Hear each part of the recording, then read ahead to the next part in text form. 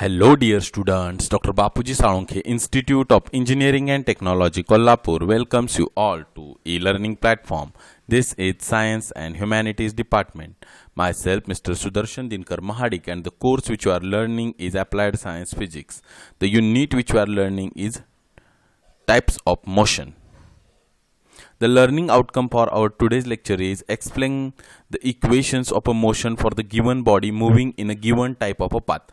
So dear students, we are going to learn the equations of a motion for the particular path. Okay, let us see what is kinematics.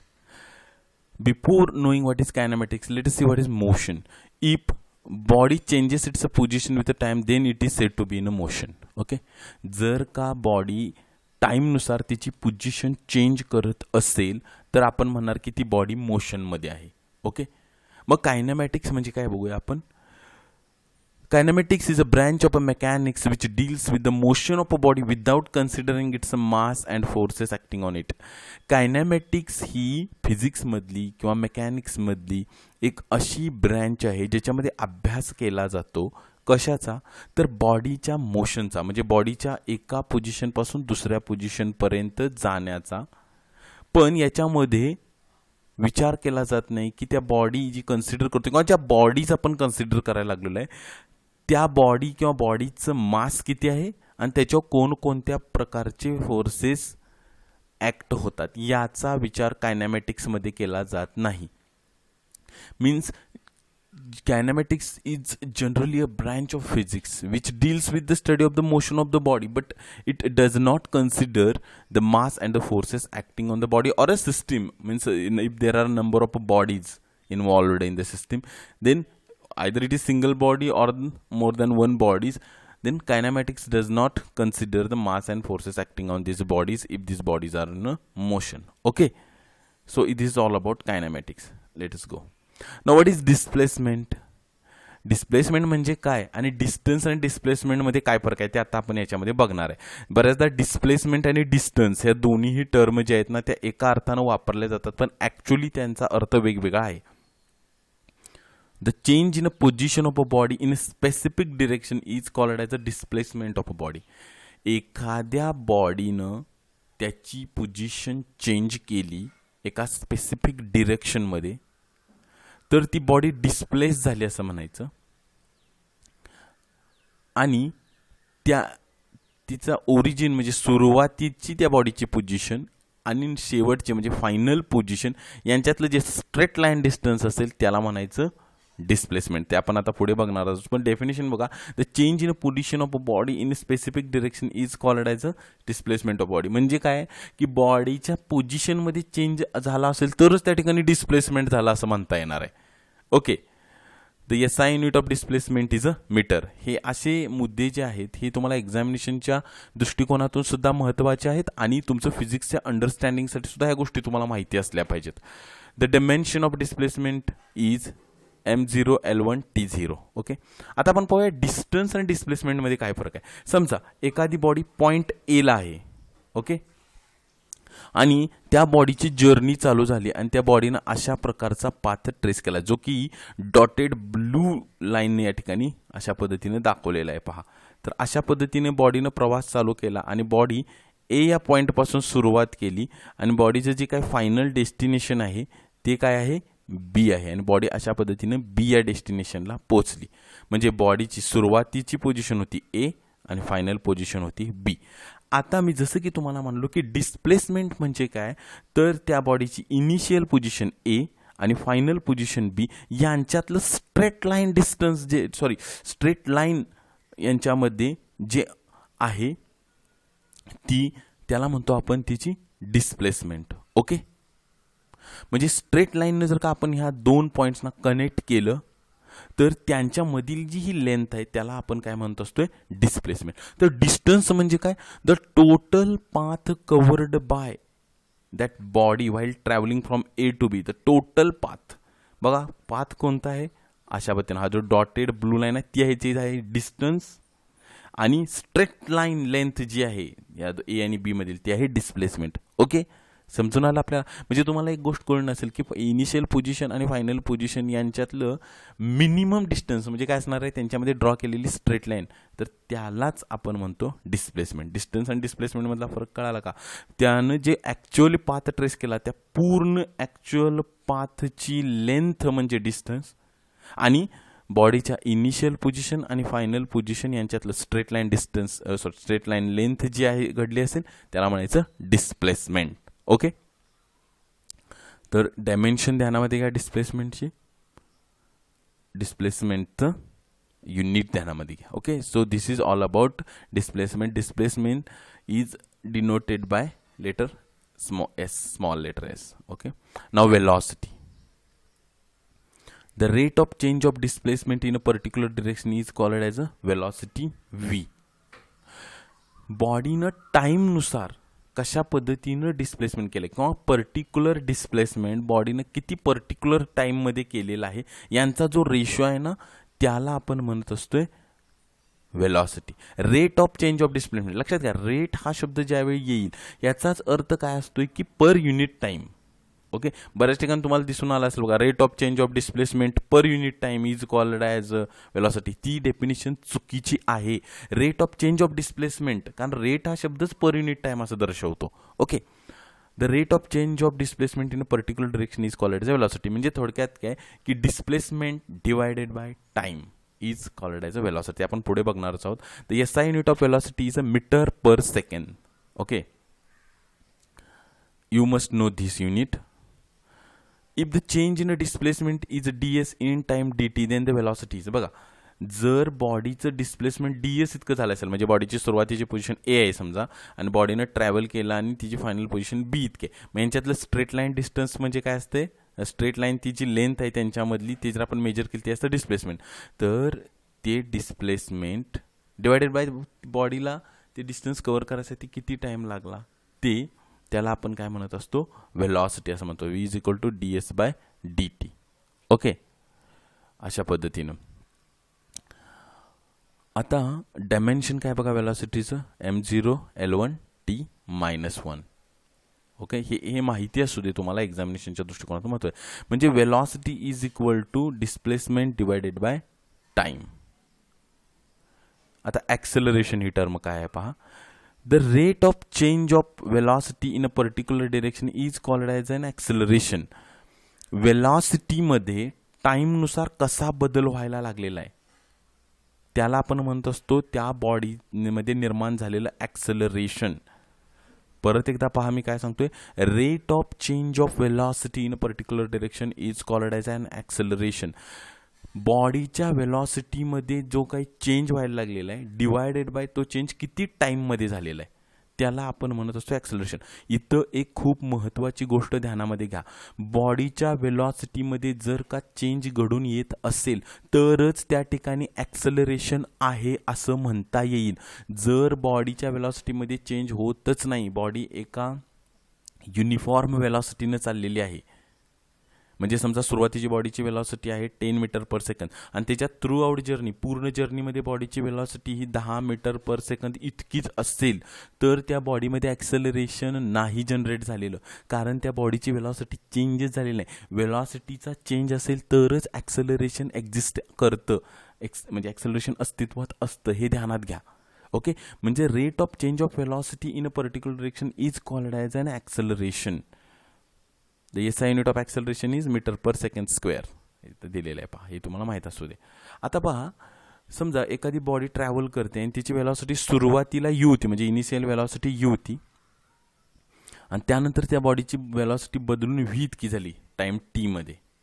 t या टाईममध्ये थोडक्यात बॉडीने तिची velocity u to v अशा पद्धतीने change केली तर acceleration म्हणजे काय येणार आहे, final velocity v minus initial velocity u divided by time t.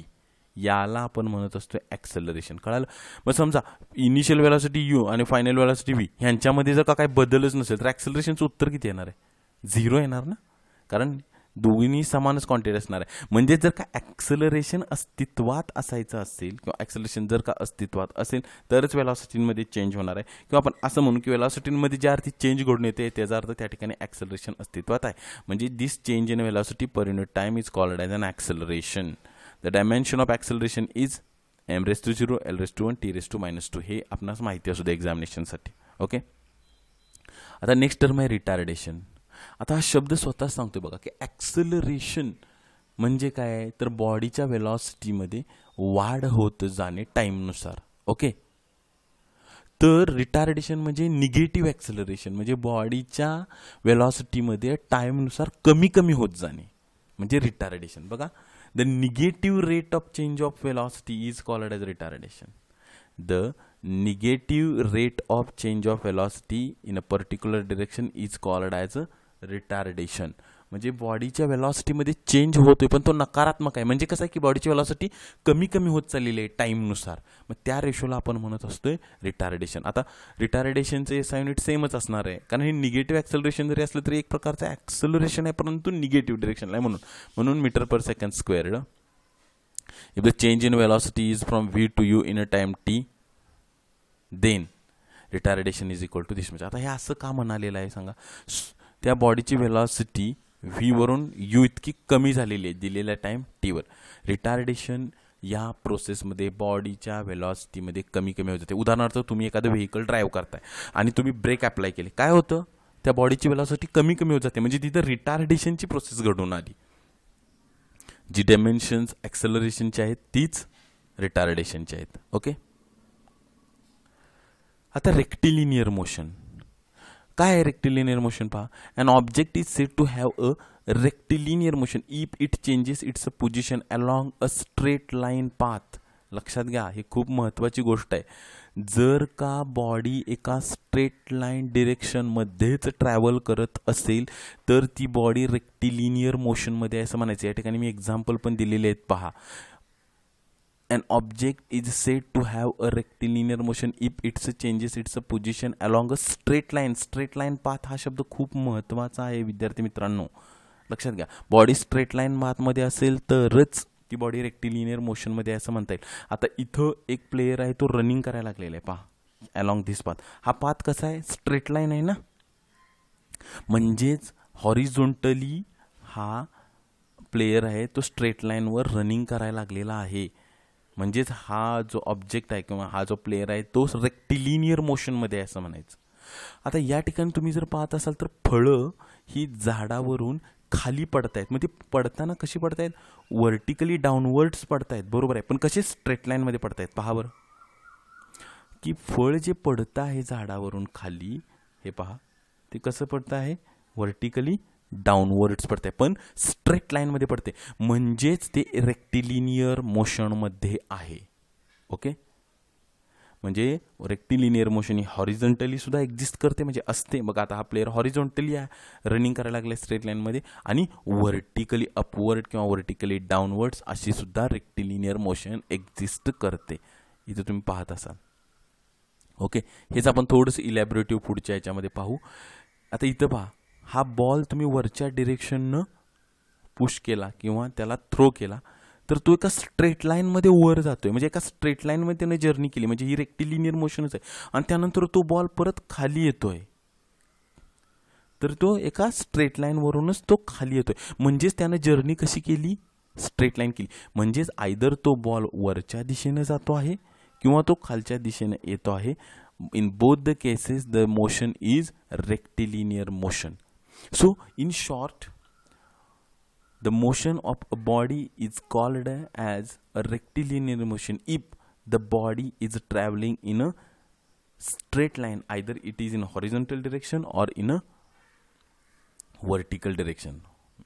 मग ते वर्टिकल अपवर्ड असेल, म्हणजे बॉल तुम्ही वर फेकला तो अपवर्ड डिरेक्शन असेल, अदरवाईज तो बॉडी तर बॉल जर का डाऊनवर्ड डिरेक्शननं तो येत असेल स्ट्रेट लाईननं, तर ती सुद्धा एक रेक्टिलिनियर मोशनच आहे. ओके, आता पहा आज सर्वात महत्त्वाचा पॉईंट ह्या सगळ्या बॅकग्राऊंड नंतर, equations of a motion. Equations of a motion, इथं मला एक महत्त्वाचा मुद्दा तुम्हाला सांगितला पाहिजे. आपण आत्ता जी 3 इक्वेशन्स ऑफ मोशन या ठिकाणी बघणार आहे ती फक्त रेक्टिलिनियर मोशनसाठीच लागू आहेत, आणि ती त्याच वेळी लागू आहेत ज्यावेळी त्या बॉडीवरचा फोर्स आणि त्या बॉडींचं मास कन्सिडर केलेलं नाही. इथं ही गोष्ट ध्यानात घ्या, आपण जी इक्वेशन्स ऑफ मोशन पाहणार आहोत त्याच्यामध्ये रेक्टिलिनियर मोशनसाठी फक्त ती लागू आहेत आणि त्याच्यामध्ये बॉडीचं फोर्स आणि मास कन्सिडर केलेलं नाही. ओके, हे ध्यानामध्ये घ्या. आता समजा एखादी बॉडी आहे ती रेक्टिलिनियर मोशनमध्ये ट्रॅव्हल करते. आता समजा त्या बॉडीची सुरुवातीची व्हेलॉसिटी यू इतकी, इनिशियल म्हणजे सुरुवातीची व्हेलॉसिटी किती होती बॉडीची, यू इतकी होती. ठीक आहे. त्यानंतर बॉडीची व्हेलॉसिटी किती झाली, म्हणजे बॉडीची व्हेलॉसिटी वाढली, ती किती झाली, व्ही इतकी झाली, फायनल व्हेलॉसिटी व्ही. बॉडीने यू ते व्ही हा जो काही व्हेलॉसिटीमधला बॉडीचा बदल झालेला आहे तो किती वेळात झाला, तर टाईम टी इतक्या वेळामध्ये झाला. त्याच्यामध्ये बॉडीचं डिस्प्लेसमेंट किती झालं टाईम टीमध्ये, तर एस इतकं झालं. आणि ज्या ॲक्सेलरेशनमुळं बॉडीच्या व्हेलॉसिटीमध्ये बदल झाला ते ॲक्सेलरेशन किती आहे, स्मॉल ए इतकं आहे. ही इनिशियल माहिती आहे आपली, सगळी सुरुवातीची माहिती आहे. म्हणजे काय की बॉडीची व्हेलॉसिटी सुरुवातीची यू इतकी होती, त्यानंतर बॉडीची फायनल व्हेलॉसिटी व्ही इतकी झाली, ती किती वेळामध्ये झाली, टाईम टीमध्ये झाली. त्यामुळे बॉडीचं डिस्प्लेसमेंट जे झालेलं आहे त्या दरम्यान टाईम टीमध्ये ते किती झालं आहे, स्मॉल एस. आणि बॉडीमध्ये जनरेट झालेलं ॲक्सेलरेशन ते किती आहे, ए इतकं आहे. ही एवढी सगळी माहिती असताना आता बघू आपण इक्वेशन्स ऑफ रेक्टिलिनियर मोशन कशा पद्धतीनं आहेत. V is equal to u t हे फर्स्ट इक्वेशन आहे रेक्टिलिनियर मोशनमधील, हे फर्स्ट इक्वेशन आहे. V is equal to u plus a t, म्हणजेच final velocity is equal to initial velocity plus acceleration into time t. Okay, second equation is s is equal to ut plus half at square, and third equation is v square is equal to u square plus 2as. These three are very famous equations in a physics which are only applicable to rectilinear motion. Take in account this thing.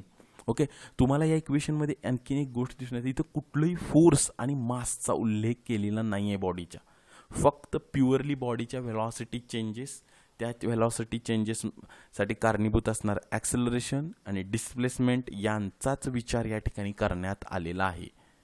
किती टाईममध्ये ह्या सगळ्या घटना घडणार एवढंच केलं आहे. बाकी कोणत्या फोर्समुळे ॲक्सेलरेशन जनरेट झालं ते कन्सिडर केलेलं नाही. ज्या बॉडीवर ॲक्सेलरेशन जनरेट झालं त्याचा किती मास होतं हे याच्यामध्ये कन्सिडर केलेलं नाही. त्यामुळे ही तिन्ही इक्वेशन्स तुम्हाला व्यवस्थित माहिती असणं गरजेचं आहे. Okay, thank you dear students.